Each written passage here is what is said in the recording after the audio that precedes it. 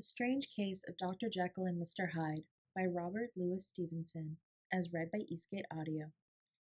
Chapter 6 Incident of Dr. Lanyon. Time ran on. Thousands of pounds were offered in reward, for the death of Sir Danvers was resented as a public injury. But Mr. Hyde had disappeared out of the ken of the police as though he had never existed. Much of his past was unearthed, indeed, and all disreputable. Tales came out of the man's cruelty, at once so callous and violent, of his vile life, of his strange associates, of the hatred that seemed to have surrounded his career, but his present whereabouts, not a whisper. From the time he had left the house in Soho on the morning of the murder, he was simply blotted out, and gradually, as time drew on, Mr. Utterson began to recover from the hotness of his alarm, and to grow more at quiet with himself. The death of Sir Danvers was, to his way of thinking, more than paid for by the disappearance of Mr. Hyde. Now that that evil influence had been withdrawn, a new life began for Dr. Jekyll. He came out of his seclusion, renewed relations with his friends, became once more their familiar guest and entertainer. And whilst he had always been known for his charities, he was now no less distinguished for religion. He was busy, he was much in the open air, he did good. His face seemed to open and brighten, as if with an inward consciousness of service, and for more than 2 months the doctor was at peace. On the 8th of January, Utterson had dined at the doctor's with a small party. Lanyon had been there, and the face of the host had looked from one to the other as in the old days when the trio were inseparable friends. On the 12th, and again on the 14th, the door was shut against the lawyer. The doctor was confined to the house, Poole said, and saw no one.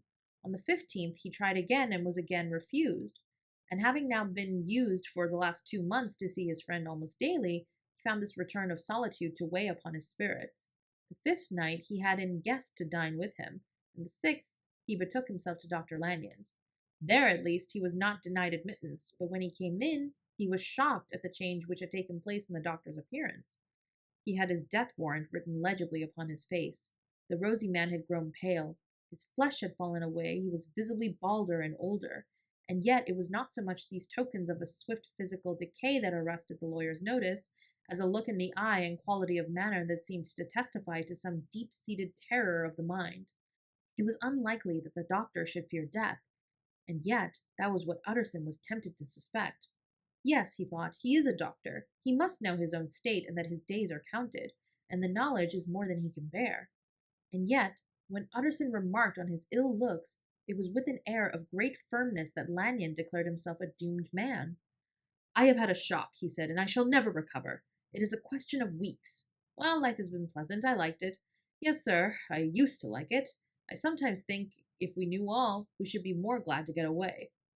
"Jekyll is ill, too," observed Utterson. "Have you seen him?" But Lanyon's face changed, and he held up a trembling hand. "I wish to see or hear no more of Dr. Jekyll," he said in a loud, unsteady voice. "I am quite done with that person, and I beg that you will spare me any allusion to one whom I regard as dead." "Tut, tut," said Mr. Utterson, and then, after a considerable pause, "Can't I do anything?" he inquired. "We are 3 very old friends, Lanyon. We shall not live to make others." "Nothing can be done," returned Lanyon. "Ask himself." "He will not see me," said the lawyer. "I am not surprised at that," was the reply. "Some day, Utterson, after I am dead, you may perhaps come to learn the right and wrong of this. I cannot tell you. And in the meantime, if you can sit and talk with me of other things, for God's sake, stay and do so. But if you cannot keep clear of this accursed topic, then in God's name go, for I cannot bear it." As soon as he got home, Utterson sat down and wrote to Jekyll, complaining of his exclusion from the house and asking the cause of this unhappy break with Lanyon, and the next day brought him a long answer, often very pathetically worded, sometimes darkly mysterious in drift. The quarrel with Lanyon was incurable. "I do not blame our old friend," Jekyll wrote, "but I share his view that we must never meet. I mean from henceforth to lead a life of extreme seclusion. You must not be surprised, nor must you doubt my friendship, if my door is often shut even to you. You must suffer me to go my own dark way. I have brought on myself a punishment and a danger that I cannot name. If I am the chief of sinners, I am the chief of sufferers also. I could not think that this earth contained a place for sufferings and terrors so unmanning, and you can do but one thing, Utterson, to lighten this destiny, and that is to respect my silence." Utterson was amazed. This dark influence of Hyde had been withdrawn. The doctor returned to his old tasks and amities. A week ago, the prospect had smiled with every promise of a cheerful and an honored age. And now, in a moment, friendship and peace of mind and the whole tenor of his life were wrecked. So great and unprepared a change pointed to madness, but in view of Lanyon's manner and words, there must lie for it some deeper ground. A week afterwards, Dr. Lanyon took to his bed, and in something less than a fortnight, he was dead. The night after the funeral, at which he had been sadly affected, Utterson locked the door of his business room and, sitting there by the light of a melancholy candle, drew out and set before him an envelope addressed by the hand and sealed with the seal of his dead friend. Private, for the hands of G. J. Utterson alone, and in case of his predecease, to be destroyed unread. So it was emphatically superscribed, and the lawyer dreaded to behold the contents. I have buried one friend today, he thought. What if this should cost me another? And then he condemned the fear as a disloyalty and broke the seal. Within there was another enclosure, likewise sealed and marked upon the cover as not to be opened till the death or disappearance of Dr. Henry Jekyll. Utterson could not trust his eyes. Yes, it was disappearance, here again, as in the mad will which he had long ago restored to its author. Here again were the idea of a disappearance and the name of Henry Jekyll bracketed.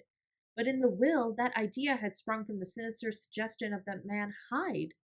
It was set there with a purpose all too plain and horrible. Written by the hand of Lanyon, what should it mean? A great curiosity came on the trustee to disregard the prohibition and dive at once to the bottom of these mysteries.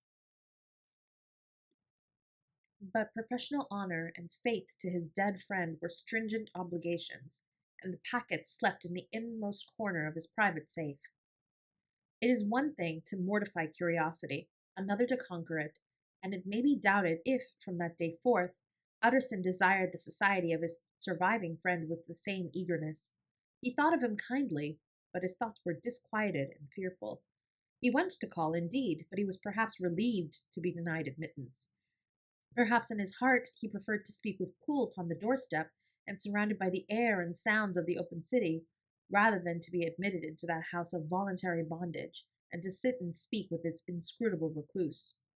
Poole had, indeed, no very pleasant news to communicate. The doctor, it appeared, now more than ever confined himself to the cabinet over the laboratory, where he would sometimes even sleep. He was out of spirits, he had grown very silent, he did not read.